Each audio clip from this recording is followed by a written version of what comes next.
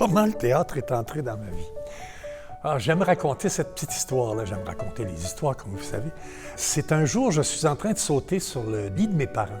Et puis, j'ai 7 ou 8 ans. Et je suis en train de sauter sur leur lit. Et tout à coup, ils arrivent tous les deux puis ils disent « Guy, qu'est-ce que tu fais là? » Et puis, je leur dis « Non, c'est parce que je veux vous montrer comment on meurt tiré d'une balle blanche, tiré d'une balle dorée ou tiré d'une balle argentée. » C'était l'époque des films de cow-boys, des westerns. Donc, je leur ai fait la démonstration comment on meurt tiré d'une balle blanche. Ah, ça, c'était long, c'était effrayant. D'une balle argentée, c'était un peu plus rapide, mais... Et d'une balle dorée, c'était « boum ». Et ils se sont mis à rire. Ils ont tellement ri que, du coup, je pense que j'ai compris le pouvoir de la comédie.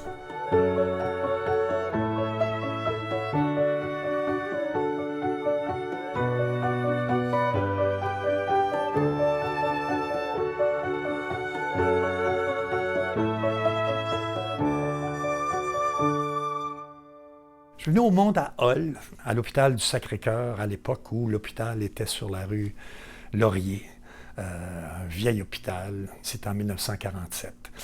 Et puis, j'ai eu une enfance relativement heureuse sur la rue principale, avec des parents formidables. On parlait beaucoup d'amour dans notre maison, même si on avait un commerce puis qu'on ne se voyait pas tout le temps, mais on se disait qu'on s'aimait, c'était assez rare à cette époque-là. Et puis, tout à coup, je me suis rendu compte que je n'aimais pas l'école. Ma cousine avait une école de ballet. Donc, j'étais tout de suite très proche d'une scène. Alors, le premier spectacle que j'ai fait, c'était en tant que ballerin. On était 4 ou 5 petits gars sur la scène avec un kilt puis un petit bâton comme ça. Je devais avoir 4 ou 5 ans. Et puis, on suivait la musique, on faisait ce qu'on avait à faire. Puis à un moment donné, je me retourne puis je vois qu'un des petits garçons, il a le pied mal placé. Alors qu'à cela ne tienne, le metteur en scène en moi est allé lui replacer le pied, puis j'ai repris ma position, ce qui avait été un grand, grand succès. J'ai été sage la grosse partie de ma vie, mais aussitôt que je suis arrivé au secondaire, je pense que j'étais comme beaucoup d'adolescents, j'étais un petit révolté. Donc j'ai eu une enfance heureuse, mais une adolescence tourmentée. On avait ce qu'on appelait des orientateurs à l'époque.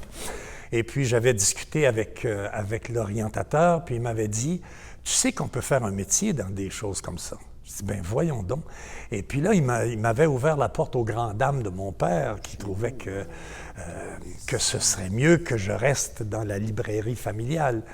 Mon père et moi, on était beaucoup pareils.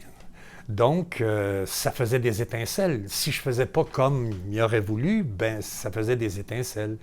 Et puis, on avait tous les deux ce qu'on appelle un orgueil de gars.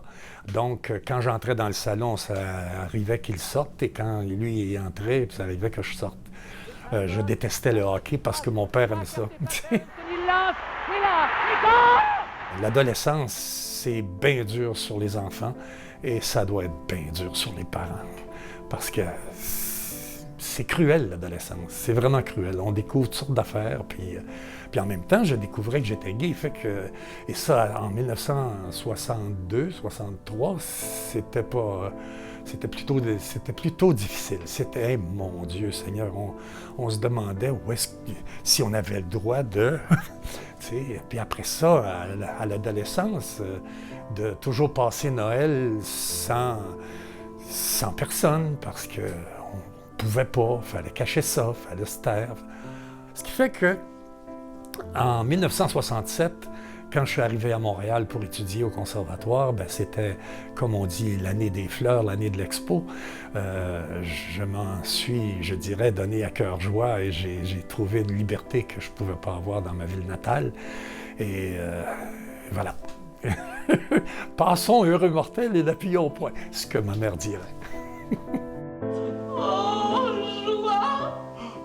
Bonheur!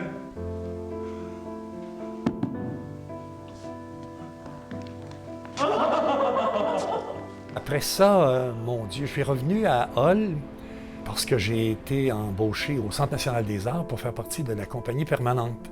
Et ça a duré 3 ans. Ça m'a permis de voyager beaucoup.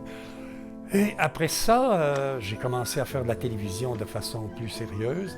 À l'âge de 40 ans, j'ai commencé Cormoran, j'ai acheté une maison, j'ai acheté un théâtre, j'ai arrêté de fumer, puis j'ai changé de voiture. J'étais bien fatigué. Ça, c'est à 40 ans. Et à 49 ans, je me suis envenu ici à Toronto pour devenir le directeur artistique du Théâtre français de Toronto. Et là, 19 ans et 4 mois après, j'ai quitté le TFT parce qu'il était temps qu'on invite du sang neuf à venir travailler au TFT. Et puis, voilà.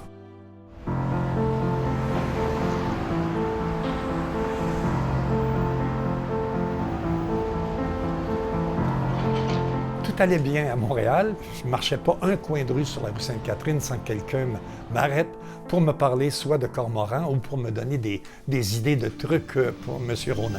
Avant de peindre du béton avec la peinture au lapin, voyez bien la surface. Le béton n'absorbera pas tous nos contenus dans la peinture. Ah là là là là là là, Ronan. C'était quelque chose, tourner ces commerciaux-là. Chose étrange, la façon que c'est arrivé, c'est... On me téléphone pour me demander d'aller passer une audition. Mais, entre nous, ça ne me tente pas d'aller passer l'audition. J'aime pas ça, passer des auditions. J'ai jamais aimé ça, mais je trouve ça difficile. Mais il faut le faire. Et là, ça faisait 2 ou 3 fois que je disais à la compagnie de casting, je peux pas. Donc, j'ai dit, ils t'appelleront plus, Guy. T'es un pigiste. Faut que tu dises oui une fois de temps en temps. Ce que j'ai fait. Alors, je dis, j'y vais. Et 2 jours après, je reçois un coup de téléphone me disant, on vous a choisi. Bon, j'ai dit, quand est-ce qu'on tourne? Il dit, ça va être sur 3 jours parce qu'on fait 8 commerciaux doubles. Pardon? 8 commerciaux doubles. Ça, dans la vie d'un acteur bohème, là, ça représente un beau cachet. Et l'année d'après, c'était une 12aine ou une 15aine de nouveaux commerciaux. L'année suivante, 24. Et l'année d'après, c'était des capsules pour Météo Média. Donc, ce petit travail-là de passer l'audition m'a permis de manger pendant 4 ans. Pas juste ça, mais enfin. Donc, il faut se... Ma mère disait qu'il faut se faire violence des fois. Et voici un dernier conseil pratique de votre quincaillier Luna.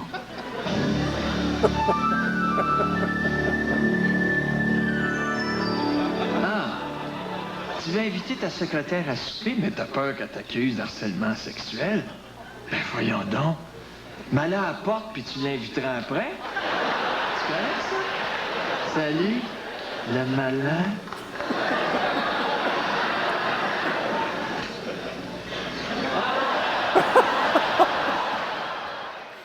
Oui, je me souviens de ça. Un jour, j'étais à Radio-Canada, puis il y a quelqu'un qui me dit, Donna, il y a quelqu'un qui me dit, es-tu au courant pour dimanche? Il est fou! Es-tu au courant pour dimanche? J'ai dit, qu'est-ce qu'il y a dimanche? Il m'a dit, t'écouteras la télévision. Et quand j'ai vu ça la première fois, j'avais comme l'impression que j'aurais dû être là. Parce que, c'est très bon. C'est Marc Messier qui fait ça. C'est très, très bon. Puis en fait, j'ai été extrêmement flatté.